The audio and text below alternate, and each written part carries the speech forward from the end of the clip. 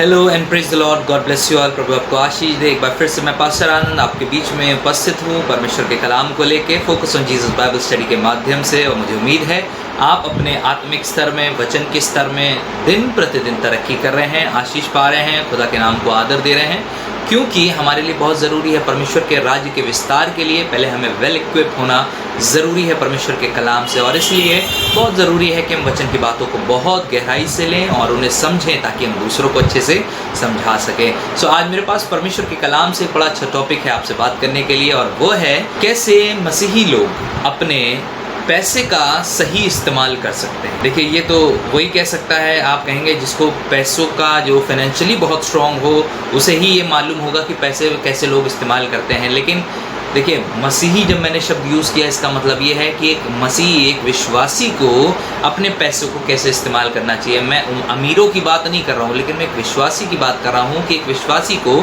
अपने पैसे का किस तरीके से इस्तेमाल करना चाहिए। How a Christian should manage there finances. और इसीलिए ये बहुत ज़रूरी है। जब हमारे पास कई बार पैसा आता है तो हमें ये लगता है कि लो ये ले लें, वो ले लें, वो कर लें, ये कर लें, लेकिन खुदा बाप भी कई बार हमें सिखाने की कोशिश करता है कि पैसा आया है इसका मतलब ये नहीं है कि वो उड़ाने के लिए है या कुछ खरीदने के लिए, लेकिन बहुत सी और चीज़ों के लिए है। और बाइबल हमें ऐसी 7 चीज़ें बताती है जिनके द्वारा हम अपने पैसे को जो खुदा की ओर से हमें मिलता है बहुत अच्छे से मैनेज कर सकते हैं और उसके द्वारा हम आशीष भी प्राप्त कर सकते हैं। देखिए, बहुत इंटरेस्टिंग फैक्ट आपको बताता हूँ। बाइबल में आपको क्या पता है कि कम से कम 500 ऐसी आयतें हैं जो विश्वास और प्रार्थना के विषय में है। विश्वास और प्रार्थना के विषय में 500 आयतें हैं, लेकिन बाइबल में 2000 आयतें अकेले सिर्फ और सिर्फ पैसे से जुड़ी हुई हैं। और इसीलिए परमेश्वर को ये भाता है कि वो इंसानों को सिखाए कि वो कैसे अपने पैसे को मैनेज कर सके। यहाँ तक कि 40% जितने भी यीशु मसीह के पैराबल्स थे या दृष्टांत कह लीजिए, वो सब पैसे से जुड़े हुए थे। इसका मतलब मेरा कहने का ये है कि हम अकाउंटेबल हैं, हमें हिसाब देना होगा। जब परमेश्वर हमसे पूछेगा, मैंने अगर तुम्हें पैसा दिया था तो तुमने उसका इस्तेमाल कैसे किया? क्या तुमने बुद्धि से किया, क्या तुमने समझ से किया, या तुमने ऐसे ही अपने पैसे को बर्बाद कर दिया? तो आज हम इन विषयों पे सीखने जा रहे हैं। और जो पहला पॉइंट जो मैंने नोट किया है इस विषय पे वो है give to those who are less fortunate. उनको दें जिनको कम मिला हुआ है। कई बार हमें बहुत मिलता है लेकिन दूसरे को कम मिलता है, तो इसका मतलब ये नहीं कि सब हमें ही को मिला है और दूसरे सब बेकार हैं इस विषय पे। नहीं, खुदा ने आपको इसलिए इतना केपेबल किया है कि जिनको नहीं मिला है आप उन्हें भी दे सकते हैं। आइए कुछ आयतों के द्वारा इसको सीखने की कोशिश करेंगे। नीति वचन 19:17 यहाँ पर लिखा हुआ है, जो कंगाल पर अनुग्रह करता है वो यहोवा को उधार देता है, वह अपने इस काम का प्रतिफल पाएगा। यकीन जानिए, जब हम और आप किसी कंगाल को कोई भी पैसा देते हैं, कोई भी मदद करते हैं, तो ये सिर्फ व्यर्थ नहीं जा रहा है, ये सिर्फ कंगाल की मदद नहीं हो रही है, लेकिन इसमें लिखा हुआ है कि हम और आप परमेश्वर को उधार देते हैं। सोच के देखिए, आज के समय में इंसान हमें कोई उधार देना पसंद नहीं करता और हम खुद खुदा को उधार दे रहे हैं, क्योंकि परमेश्वर को ये बेहतर मालूम है, परमेश्वर को ये बेहतर पता है कि अगर मेरे लोगों की सुधि इन लोगों के द्वारा नहीं ली गई तो लेगा कौन। और इसीलिए परमेश्वर हमें और आपको स्थापित करता है, इस पोजीशन में लाता है, इतना केपेबल करता है कि हम कंगालों की सुधि लें ताकि हम परमेश्वर पर कर्जे पे कर्जा चढ़ा सकें। दूसरी आयत जो मुझे बहुत अच्छी लगती है, नीति वचन 21 अध्याय 13वां पद, जो कंगाल की दुहाई पर कान ना दे वो आप पुकारेगा और उसकी ना सुनी जाएगी। कई बार ऐसा होता है, हम लोग कहीं मार्केट में जाते हैं, कोई भैया दे दीजिए, भैया 5 रुपए दे दो, भैया 10 रुपए दे दो, भैया खाना खिला दो। और कई बार हमारे अंदर से आता है, लेकिन अगर हम किसी के लिए नहीं करते हैं, अगर नहीं आ रहा है तो वो बात दूसरी, लेकिन अगर आता है और हम नहीं करते हैं तो ये गलत बात है। हम कंगाल की आवाज़ पर, उसके मांगने पर ध्यान नहीं दे रहे हैं। तो कह रहा है परमेश्वर, जिस दिन वो मांगेगा उस दिन मैं भी नहीं सुनूंगा। इसलिए बहुत ज़रूरी है कि अगर हमें चाहिए तो हम पहले जो हमसे मांग रहे हैं हम उनके बारे में सोचें और जान लें कि परमेश्वर हमारे अपने आपके जीवन से ये चाहता है कि हम उनकी मदद कर सकें। तीसरी बात मिलती है नीति वचन उसका 22वां अध्याय उसका 9वां पद, यहाँ पे लिखा हुआ है, दया करने वाले पर आशीष फलती है क्योंकि वह कंगाल को अपनी रोटी में से देता है। सबसे बड़ी बात, जब हम अपनी कमी और घटी में से देते हैं किसी को तो परमेश्वर कहता है उस पर आशीष फलती है। क्यों? क्योंकि वो अपनी रोटी में से, अपनी कमी घटी में से, मान लीजिए मेरे पास 100 रुपये हैं, 100 रुपये में से मेरे दोस्त को ज़रूरत है 50 रुपये की और मैंने उठा के 50 रुपये दे दिए। मैंने ये बात ध्यान भी नहीं करी कि मेरे आगे खर्चा चलेगा कैसे। तो इस बात को समझ लीजिए, मैंने अपनी रोटी में से उसे दिया है, तो खुदा भी इसका हिसाब रखता है। कहीं कोई हिसाब बिगड़ता नहीं है। आपको लगेगा कि हिसाब बिगड़ गया, मैंने दे के 50 रुपये अपने आप को घाटे में डाल दिया। नहीं, खुदा कहीं किसी का, इंसान का कर्जदार नहीं है। आज नहीं तो कल वो आपके कर्जों को पूरी तरह से उतार देगा और माफ़ कर देगा। दूसरी बात जो मैंने पॉइंट नोट किया है वो है इन्वेस्टेड, निवेश करिए। कहीं ना कहीं अपने पैसे को निवेश करिए। ज़रूरी नहीं है, देखिए ये तो हुई देने की बात जो अभी तक हमने करी, लेकिन अब परमेश्वर आपसे और हमसे भी चाहता है कि हम अपने पैसे को इन्वेस्ट करें। देखिए कैसे इन्वेस्ट कर सकते हैं हम अपने पैसे को। नीति वचन 31वां अध्याय उसका 16वां पद, वह किसी खेत के विषय में सोच विचार करती है और उसे मोल ले लेती है और अपने परिश्रम के फल से दाख की बारी लगाती है। यहाँ पर एक ऐसी औरत के विषय में बात कर रही है जो किसी फील्ड के बारे में, किसी खेत के बारे में पहले अच्छे से जानकारी लेती है, फिर जब उसे देखभाल लेती है तो उसको इन्वेस्ट करती है, उसमें पैसा इन्वेस्ट करती है, उसे खरीद लेती है और उसमें अपनी दाख की बारी लगाती है। परमेश्वर का कहने का तात्पर्य ये है कि हम अपने पैसे को लेकर किसी भी चीज़ में इन्वेस्ट करें ताकि वो और बढ़ सके। सबोपदेशक में एक बहुत खूबसूरत बात लिखी है, उसके 11वें अध्याय और उसके दूसरे पद में लिखा हुआ है, 7 वरन 8 जनों को भी भाग दे, क्योंकि तू नहीं जानता कि पृथ्वी पर विपत्ति आ पड़ेगी।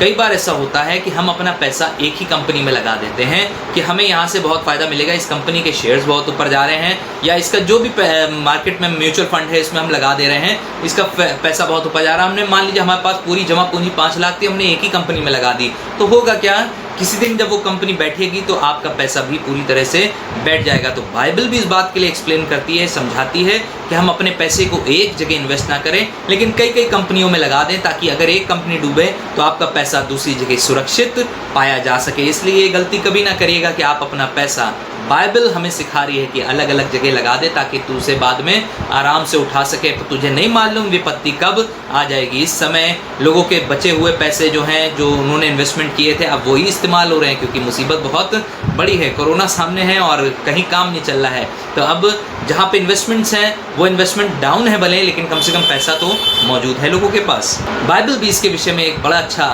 उदाहरण देती है। यीशु मसीह ने एक एग्जाम्पल दिया मत्ती उसके 25वें अध्याय में, और वहाँ पर एक स्वामी का जिक्र करता है कि जब वो स्वामी जा रहा होता है बाहर, तो अपने नौकरों को, किसी को 5 तोड़े, किसी को 2 तोड़े और किसी को 1 तोड़ा देके जाता है और कहता है जब मैं लौट के आऊँगा बहुत दिनों बाद तो मैं तुमसे इसका हिसाब लूँगा। और जिसने 5 तोड़े लिए थे उसने जाके इन्वेस्ट कर दिया अलग अलग जगहों पे इस 5 तोड़े को, और इसने 5 से उसी समय में 10 कमा लिए। और जिसने 2 किए थे उसने भी जाके कहीं ना कहीं इन्वेस्ट किया और उसने भी 2 से 4 कमा लिए। लेकिन जो डरता था, जो कामचोर टाइप का था, जिसको लगता था मेरा पैसा इधर उधर ना चला जाए, मैं ऐसी से छुपा के रख लेता हूँ अपने पास, तो उसने ज़मीन में गाड़ दिया। और जब मालिक आता हिसाब लेता है तो जिसने नहीं किया होता है इन्वेस्टमेंट, उसको मालिक बहुत परेशान करता है, बहुत सताता है, उसे सज़ा देता है। लेकिन बाकी 2 को, जिन्होंने 5 और 2 तोड़े से 10 और 4 तोड़े कर लिए थे, उसे मालिक आशीष देता है। यीशु मसीह भी यही सिखाने की कोशिश कर रहा है, हम बुद्धिमानी से अपने पैसे को ऐसी जगह इन्वेस्ट करें जहाँ पे वो बढ़ सके। तीसरी बात जो मैंने नोट करी है कि गेट आउट ऑफ डेब्ट, यानी कि आप और हम कर्जे से ज़रूर से बाहर आएँ। कर्जा एक ऐसी मुसीबत है जो आज के समय में लगता है कि बहुत बड़ी आफत है, और इससे जितनी जल्दी हो सके बाहर निकल सके, क्योंकि कई बार ऐसा लगता है जब आप कर्जे में होते तो आप गुलाम जैसे अपने आप को फील करते हैं। देखिए कैसे बाइबल भी हमें इस चीज़ के लिए प्रूफ करती है। नीति वचन 22 उसका 7, धनी निर्धन लोगों पर प्रभुता करता है और उधार लेने वाला उधार देने वाले का दास होता है। ये यकीन जानिए कि अगर हमने और आपने कर्ज लिया है तो हम किसी ना किसी के गुलाम हैं। हो सकता हम किसी बैंक के गुलाम हो, किसी इंसान के गुलाम हो, अगर हमने कर्जा लिया है। इसलिए बाइबल भी कहती है परमेश्वर की भी इच्छा नहीं है कि इंसान कर्जे ले, परमेश्वर की इच्छा नहीं है कि इंसान अपने आप को कर्जों में डुबो दे, लेकिन परमेश्वर चाहता है हम कर्जों से उभर के बाहर। भजन संहिता 37 और उसके 21 में लिखा हुआ है, दुष्ट ऋण लेता है और भरता नहीं, परंतु धर्मी अनुग्रह करके दान देता है।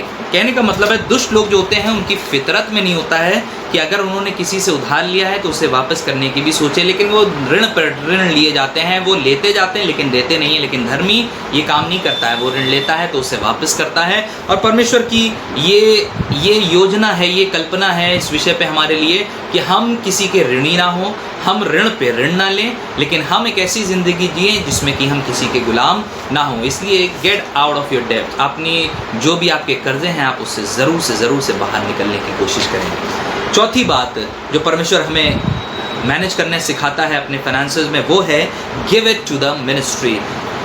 किसी भी सेवा में प्रभु की आप अपने पैसे को इन्वेस्ट कर सकते हैं, और ये बहुत ज़रूरी है समझना। कई बार ऐसा होता है, आपको लगता है कि ये मिनिस्ट्री अच्छी नहीं है, ये चर्च अच्छा नहीं है, ये पादरी अच्छा नहीं है, ये धोखेबाज पादरी है, ये वैसा पादरी है, ये मिनिस्ट्री जो है वेस्ट करती है पैसा। देखिए, ये आपका मैटर नहीं है, आपका मैटर सिर्फ इतना है कि आप खुदा को देना जानिए। बाकी वो कैसे यूज़ कर रहा है और कौन उसे यूज़ कर रहा है उसका हिसाब खुदा उससे ले लेगा। तो कभी आप इस बात के लिए परेशान ना होइए कि हम किसको पैसा दें, वो फ्रॉड है, वो ये है, वो। अगर आपको पता है तो आप ऐसी जगह दीजिए जहाँ पे आपको अच्छा लगता है कि हमें यहाँ पे संतुष्टि है कि मेरा पैसा यहाँ पे सही तरीके से इस्तेमाल हो रहा है। लेकिन कुड़कुड़ा के और बुड़बुड़ा के खुदा को पहली बात नहीं दी जाता है। दूसरी बात, बाइबल भी हमें बिल्कुल सही कॉन्सेप्ट बताती है इस विषय पे कि देना कितना भला है। और इसीलिए देखिए, बाइबल में पुराना नियम और नया नियम दोनों में तरीके दिए हैं परमेश्वर ने कि हम कैसे परमेश्वर को दे सकते हैं। और इसके लिए ये एक्चुअली में बहुत ही कंसिस्टेंट है और बहुत ही अच्छा तरीका है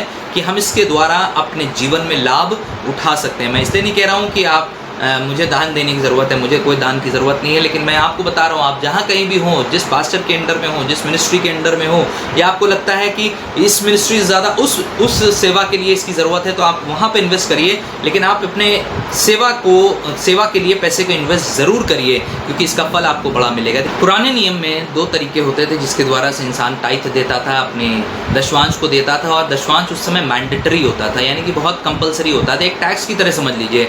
जो ये पहला तरीका था टाइथ देने का था, और दूसरा तरीका जो था वो फ्री विल ऑफरिंग का था। तो दोनों हम आज पहली बार डिस्कस करेंगे, उसके बाद आगे बढ़ेंगे।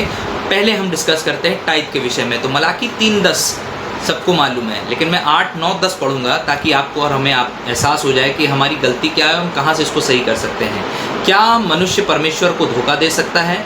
पर देखो, तुम मुझको धोखा देते हो और तो अभी पूछते हो कि हमने किस बात में तुझे लूटा। दशमांश और उठाने की भेंटों के विषय में तुम पर भारी शाप पड़ा है, क्योंकि तुम मुझे लूटते हो, वरन सारी जाति ऐसा करती है। सारे दशमांश भंडार में ले आओ और मेरे भवन में भोजन वस्तु रहे। और सेनाओं के यहोवा यह कहता है कि मैं ऐसा करके तुम मुझे परखो कि मैं आकाश के झरोखे तुम्हारे लिए खोलकर तुम्हारे ऊपर परम्परा आशीष की वर्षा करता हूँ कि नहीं है। ये वो तरीका था जिसके द्वारा परमेश्वर ये बताने की कोशिश कर रहा था कि तुम मुझे लूटते हो, इसलिए टाइथ दो सही से, ताकि मैं तुम्हारे ऊपर आशीषों की अपरंपार वर्षा कर सकूं। लेकिन दूसरा तरीका निर्गमन में पाया जाता है। निर्गमन 35 और उसका 29 पद यहाँ पे लिखा हुआ है, जिस वस्तु के बनाने की आज्ञा यहोवा ने मूसा के द्वारा दी थी, उसके लिए जो कुछ आवश्यक था उसे वे पुरुष और स्त्री ले आए, और उनके हृदय में ऐसी इच्छा उत्पन्न हुई, इस प्रकार इजरायली यहोवा के लिए अपनी इच्छा से भेंट ले आए। कई बार हमें फोर्स करता है कोई, नहीं दान दो, दान बहुत ज़रूरी है, दान के बिना कुछ नहीं होता है,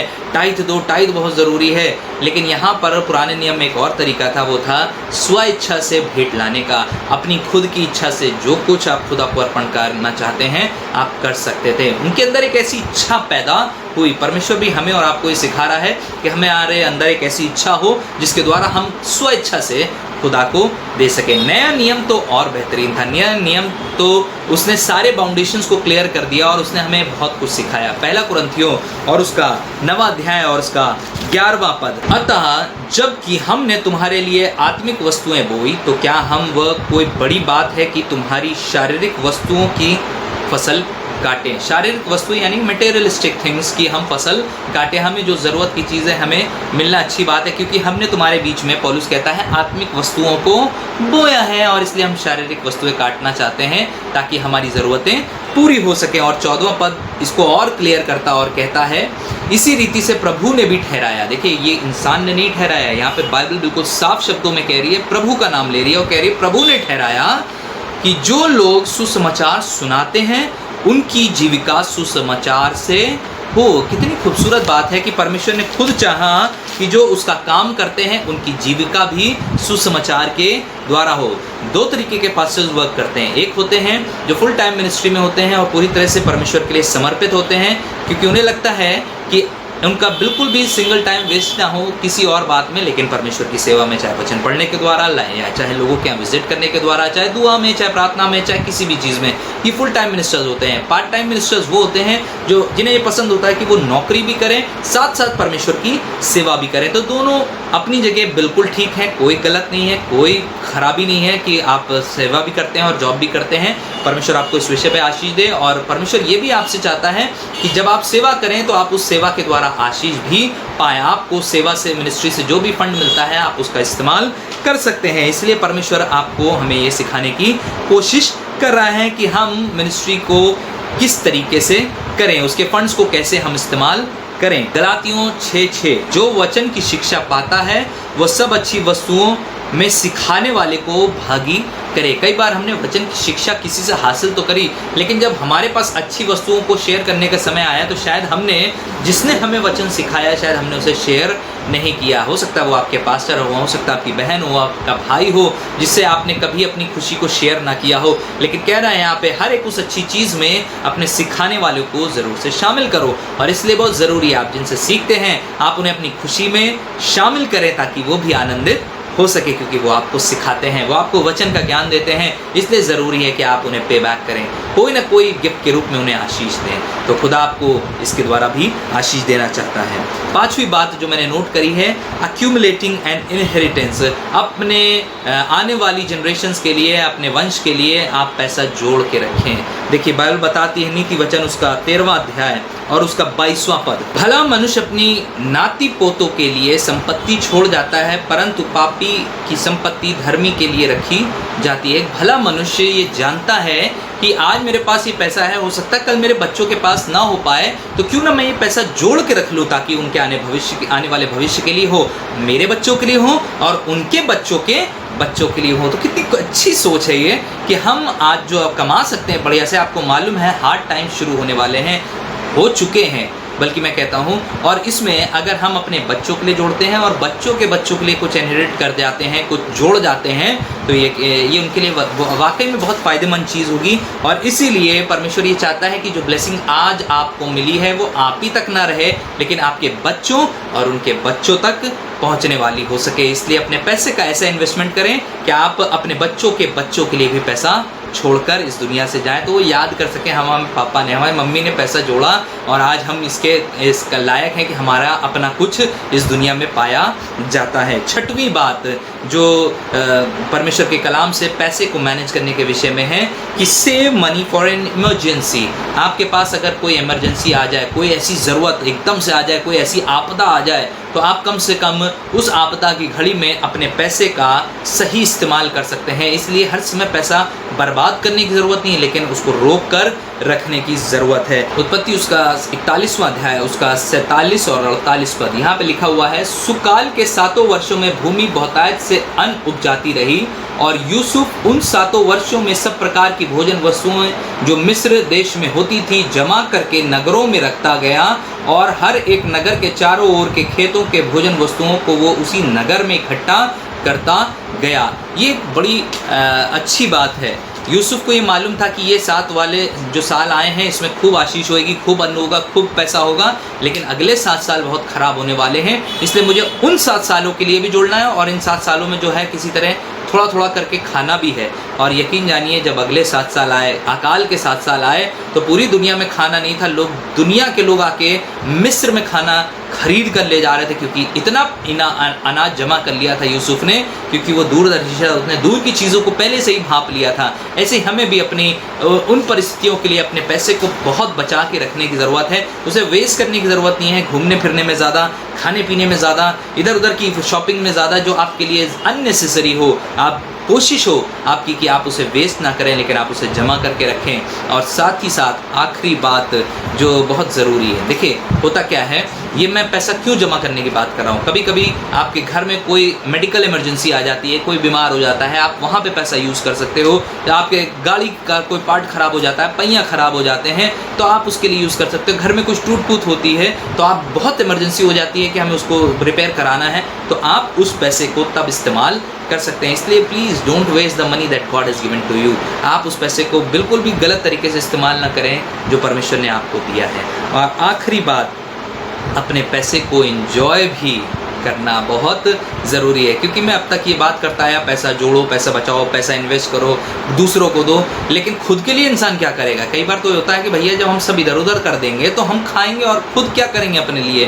तो परमेश्वर ने देखिए आपके लिए भी वचन में एक बड़ी खूबसूरत बात कही है, आप अपने पैसे को ज़रूर से एंजॉय करें। स्वोपदेशक 5वां अध्याय उसका 18 और 19 पद यहाँ पे लिखा हुआ है, सुन, जो भली बात मैंने देखी वरन जो उचित है वो ये है कि मनुष्य खाए और पिए और अपने परिश्रम से जो वो धरती पर करता है सारी आयु भर जो परमेश्वर ने उसे दी है सुखी रहे, पहली बात, और उसका भाग वह यही है। वरन हर एक मनुष्य जिसे परमेश्वर ने धन संपत्ति दी है, बहुत ध्यान से समझिएगा, धन संपत्ति दी है और उनसे आनंद भोगने और उनमें से अपना भाग लेने और परिश्रम करते हुए आनंद करने की शक्ति भी दी है। यह परमेश्वर का वरदान है। This is the gift of God. परमेश्वर ने आपको अगर पैसा दिया है, परमेश्वर ने आपको आशीष दी है, आपके जीवन भर आपकी शक्ति भर आपको जो ताकत दी है जिससे आप पैसा कमा सकते हैं, आप उसे आनंद भी करें, उससे आनंद उठाएं, उससे एंजॉय करें, ताकि आपके जीवन में ये मलाल ना हो जिंदगी भर कमाते रहें, इन लोग के लिए, उनके लिए, ये किया वो किया, लेकिन अपने लिए कुछ नहीं किया। परमेश्वर ये भी चाहता है कि आप जो कमाएं उससे आप आनंद भी करें, आप आनंद उठाएं, अपने परिवार के साथ आनंद उठाएं। ज़रूरी नहीं है कि आप सिर्फ कमाते रहें ज़िंदगी भर, क्योंकि इंसान पैसा तो बहुत कमाता है लेकिन अपने परिवार के साथ खुशियाँ जो है ज़रा कम कमाता है। और अच्छी बात है, इस लॉकडाउन में हमने खुशियाँ बहुत कमाई अपने परिवार के साथ रह के। जब हम लोग बिज़ी रहते थे अपने अपने स्कूल के वर्क में, तो हो सकता है शायद हम अपने अपने कामों में इतना व्यस्त हो जाते थे कि हम अपने परिवार पे शायद ध्यान ना दे पाते हों। लेकिन अच्छी बात है, ये लॉकडाउन हमें मिला, परमेश्वर की ओर से आनंद का समय मिला कि हम यहाँ पे बैठकर प्रभु के साथ मिलकर आनंद कर सकें, अपने परिवार के साथ क्वालिटी टाइम बिता सकें।